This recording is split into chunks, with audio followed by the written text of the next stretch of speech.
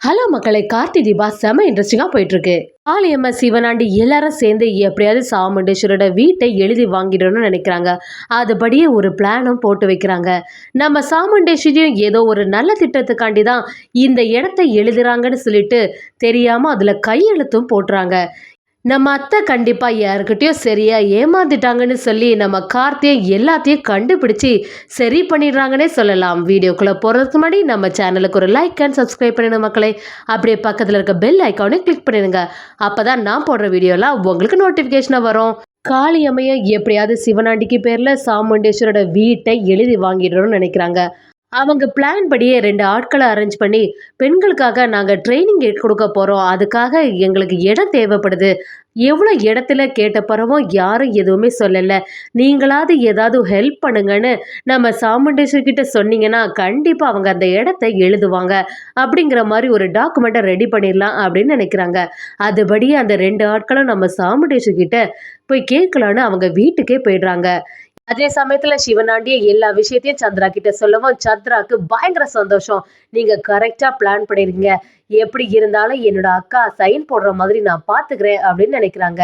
அது மாதிரி அந்த 2 ஆட்களும் சாமுண்டேஸ்வரி கிட்ட போய் கேட்கவும், சாமுண்டேஸ்வரி என்னடானா விசாரிக்கிறாங்க. என்னாச்சு, அப்ப எந்த மாதிரி ட்ரைனிங் கொடுப்பீங்க அப்படின்னு கேட்கவும், அந்த 2 ஆட்களும் பெண்களுக்கு முன்னேற்றம் கொடுக்கறதுல நீங்க பெரிய ஆளுன்னு நான் கேள்விப்பட்டிருக்கேன். கண்டிப்பா நீங்க உதவுவீங்கன்னு சொல்லிட்டு தான் நாங்க வந்திருக்கோம் அப்படின்னு ஒரு விஷயத்த சொல்லவும், சாமுண்டேஸ்வரி என்னடானா இது நல்ல யோசனையா தான் இருக்கு.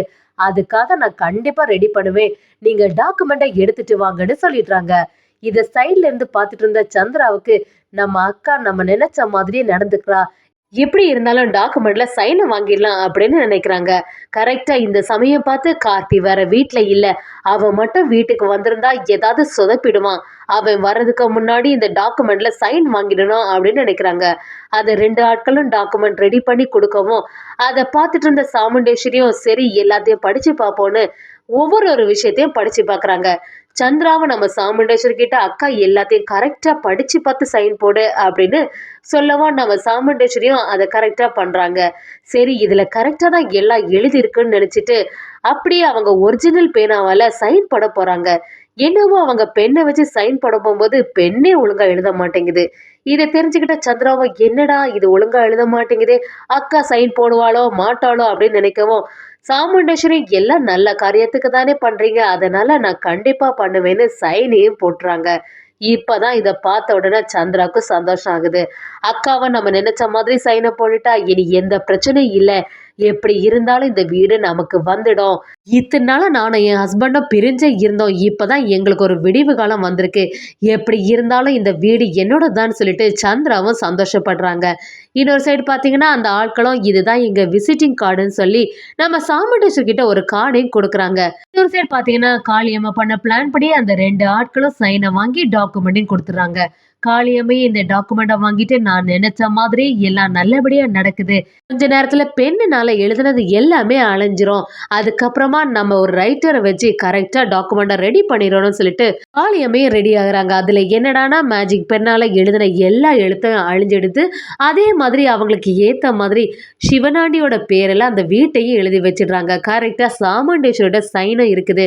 காளியம்மா ஒரு விஷயமும் சொல்லவும் சிவனாண்டிக்கு சந்தோஷம் தாங்க முடியல. நம்ம நினைச்ச மாதிரி எல்லாம் நல்லபடியா நடக்குது. எப்படி இருந்தாலும் இந்த கார்த்தி சொதப்பிடக்கூடாது, என்ன பண்றதுன்னு சொல்லவும் காளியம்மையும் அதுக்கு ஏத்த மாதிரி அடுத்த திட்டத்தையும் போட்டு கொடுக்குறாங்க. சிவனாண்டி அதை கேட்டுட்டு நீங்க சொன்னது பயங்கரமான திட்டம், இது மட்டும் இருந்ததுன்னா கண்டிப்பா கார்த்தி நம்மளை அசைக்கவே முடியாது அப்படின்னு நினைக்கிறாங்க.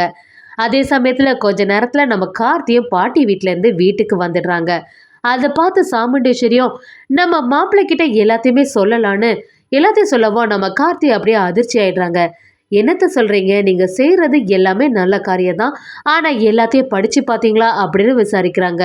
அதுக்கு சந்திராவும் என்னோட அக்காக்கு எதுவுமே தெரியாதுன்னு நான் நினைச்சிட்டு இருக்க, அவ படிச்சு பார்க்காமலா சைனை போடுவா அப்படின்னு சொல்லவும் நம்ம கார்த்திக்கு கொஞ்சம் சந்தேகம் வந்துடுது. என்ன சின்னத்தை இந்த மாதிரி பேசுறாங்க, அப்ப இந்த விஷயத்துல ஏதோ ஒரு பிரச்சனை இருக்குமோ அப்படின்னு நினைக்கிறாங்க. அப்படியே கார்த்தி ஏதாவது அவங்களோட டீட்டெயில்ஸ் இருக்கா அப்படின்னு விசாரிக்கவும் ஒரு விசிட்டிங் கார்டு தந்தாங்க, இதுல இருக்குன்னு அந்த கார்டையும் காட்டுறாங்க. நம்ம கார்த்தி அந்த கார்டை வாங்கிட்டு சரி அத்தை நீங்க பண்ணது எல்லாமே நல்லதுதான், இதை ஃப்ரீயா விடுங்க நான் பார்த்துட்டேன்னு சொல்றாங்க.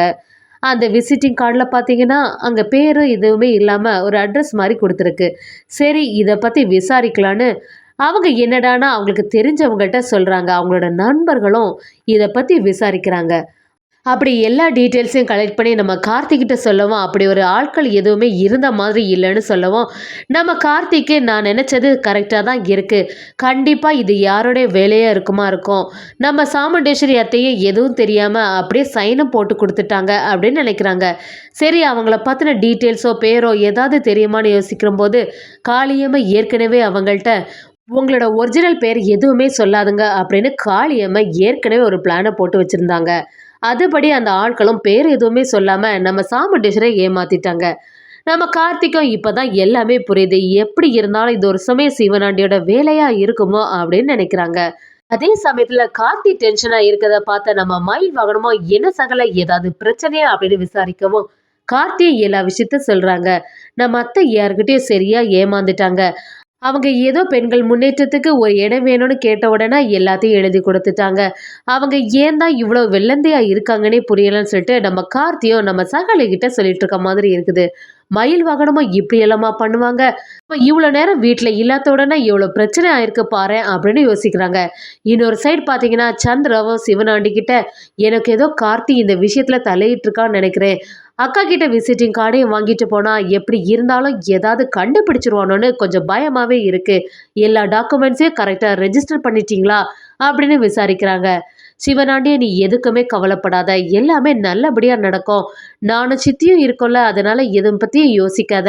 நாங்க ரிஜிஸ்டர் பண்ணக்காண்டி தான் எல்லா வேலைகளும் பண்ணிட்டு இருக்கோம் அப்படின்னு சொல்லவும் நம்ம சந்திராவும் கார்த்தி ஏதாவது அடுத்த பிளானை போடுறதுக்கு முன்னாடி கண்டிப்பாக அந்த ரிஜிஸ்ட்ரேஷனை முடிச்சிருங்கன்னு சொல்லிடுறாங்க.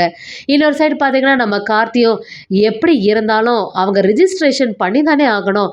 அந்த டைமில் யார் என்னன்னு வசமாக பிடிச்சிடலான்னு நம்ம கார்த்தியை மயில் வாகனமாக அடுத்த திட்டத்தை போடுறாங்க.